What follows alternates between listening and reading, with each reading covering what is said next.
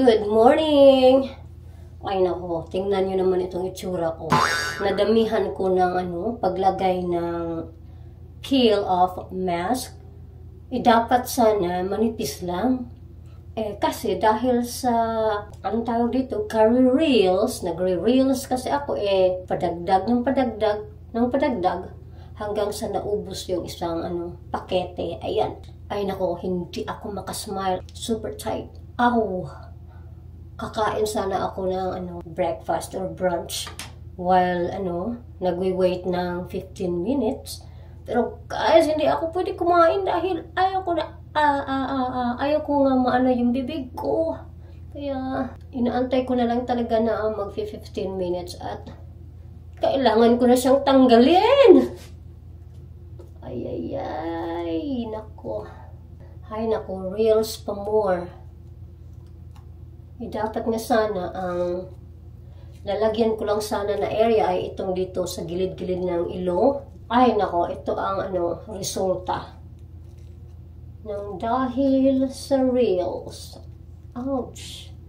Aray. Oh, masakit pa naman.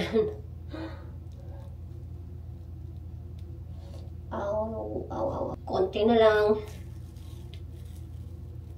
Aw.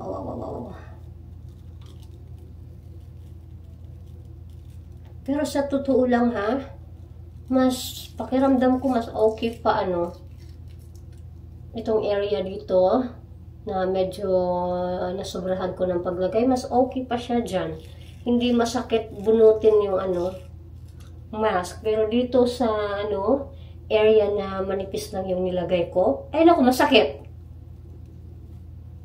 So, I think next time na maglalagay ulit ako nito, mas pa ako, siguro. Maglalagay ng makapal. Aray, naku. See, dito sa area na manipis lang yung nilagay ko, guys, dito. Talagang siya, masakit siya. Tanggalin. Hindi ko na alam kung ilang beses na ako napa-ouch. May mga naiiwan na konting mask dito sa ibang area. Mahirap tanggalin yung yung mga naiiwan na konting ay Diyos ko, masakit grabe naman ito, parang ay nako, ouch. Ayaw ko na maglagay ng manipis next time. Mas gusto ko pa yung makapal. Hindi masakit bunutin.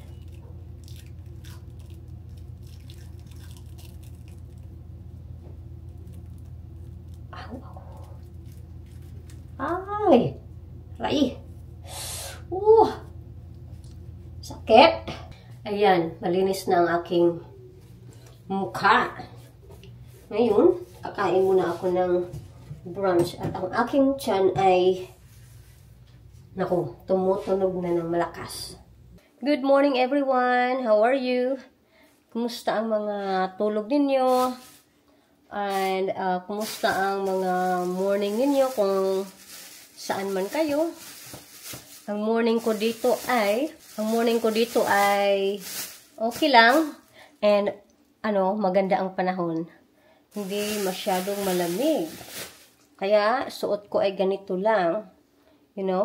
pwedeng-pwede na, hindi ako masyadong nilalamig. Kaya. And I had my Cairo session, 8 a.m. Tapos pagkatapos yan, dumiretso ako sa grocery store dahil nauubusan kami ng dishwasher pods.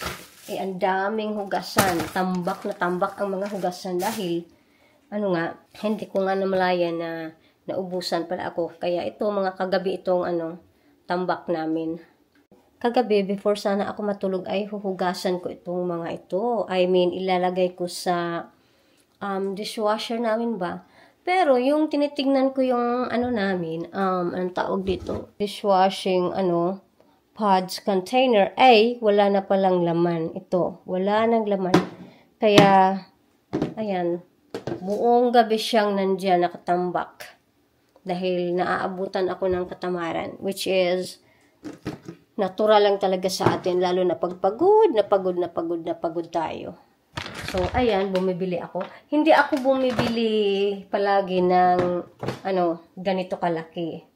So, itong container na ito, kinikip ko talaga siya dahil pag nauubusan ako ng laman dyan, bumibili na lang ako ng ganito. Tapos, ang laman, nilalagay ko dyan. Diba?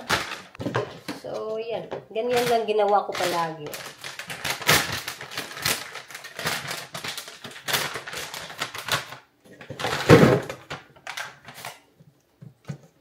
Tsaka, ginagamit ko lang naman talaga yung namin, dishwasher. Pag marami talaga akong mga hugasan tulad nito, marami talaga akong hugasan kaya kailangan kong anuhin lahat.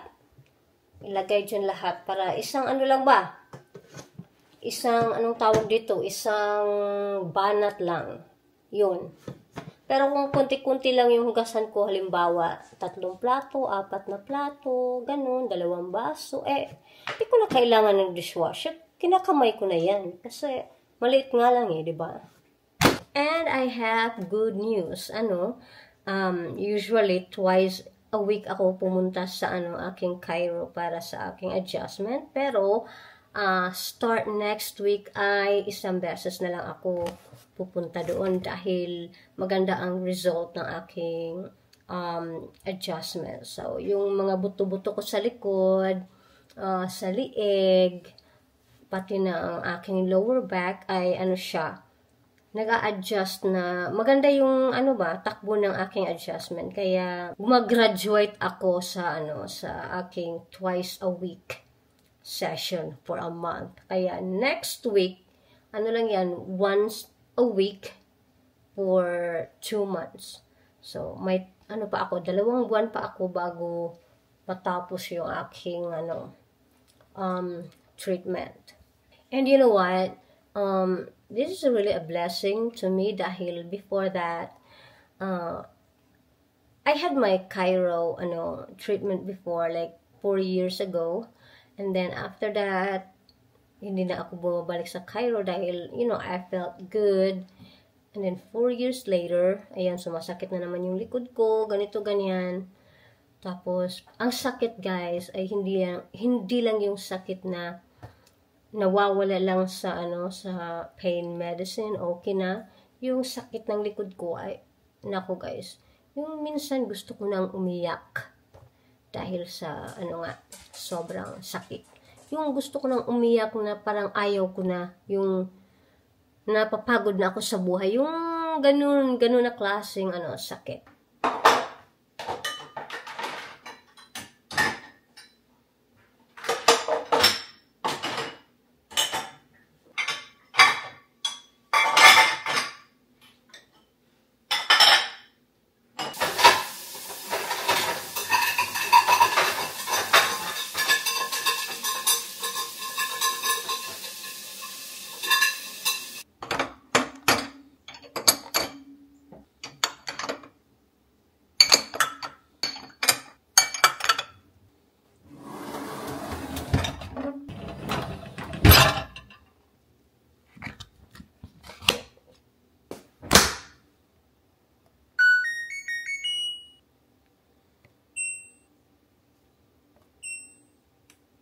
Medyo loaded talaga ako ngayon sa appointments. Ngayong araw na ito, Simula kaninang umaga hanggang mamaya.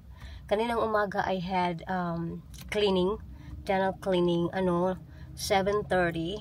And then after that, umuwi ako sa bahay dahil nagpapalagay kami ng bagong internet connection. So, ayaw na namin gamitin yung dating company na ginagamit namin kasi sila slow, very slow yung kanilang service. So, itong bagong internet connection namin ngayon ay ito sa kumpanya ng asawa ko mismo kung saan siya nagtatrabaho.